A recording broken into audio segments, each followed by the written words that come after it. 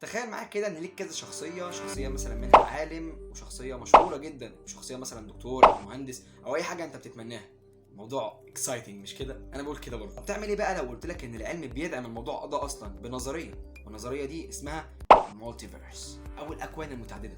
المالتيفيرس يا صديقي باختصار هي نظريه بتقول ان في كذا كون غير كنا مش الوحيد، في كذا كون تاني موازيين ليه ومتشابهين بس في بعض الاختلافات البسيطه. يعني مثلا في كون انت مهندس، في كون تاني انت دكتور، في كون تالت انت تاجر مخدرات مثلا، في كون رابع انت رجل دين كبير قوي، في كون خامس انت مش متعلم، في كون سادس انت ملحد اصلا.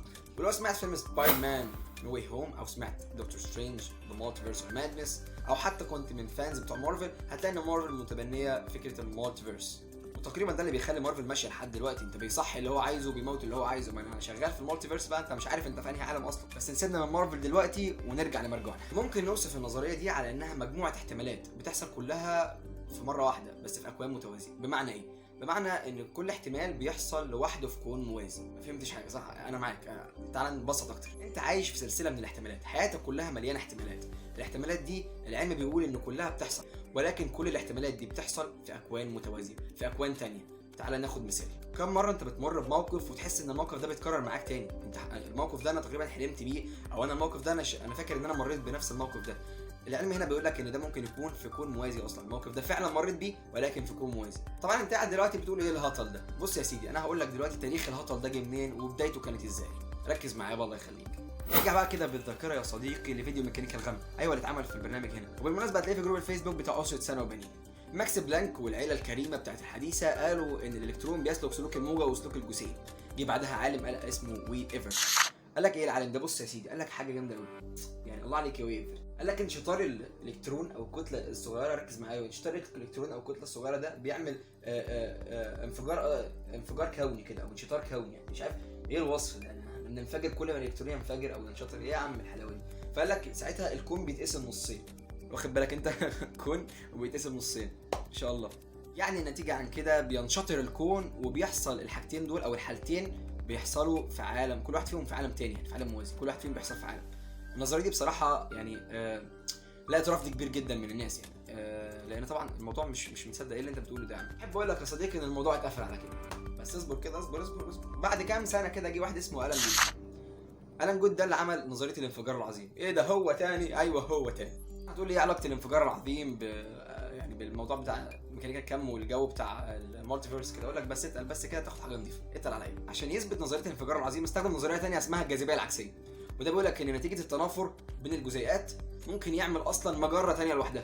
ألان جود جه كحلها عماها، وبالاستعانه بالنظريه دي قدر يثبت فعلا نظريه الانفجار العظيم، لان ناتج الانفجار ده فيه اجزاء كتير قوي طارت، والاجزاء دي طبعا مهما كانت صغيره او كبيره قدرت بنظريه طبعا الجاذبيه العكسيه قدرت تكون مجرات ونجوم على حسب طبعا احجامها المختلفه وعلى حسب قوه التنافر. بس في هنا سؤال بيطرح نفسه، ليه الجسيمات وقفت ان هي تتنافر؟ ليه الجسيمات دي وقفت عن التنافر ده؟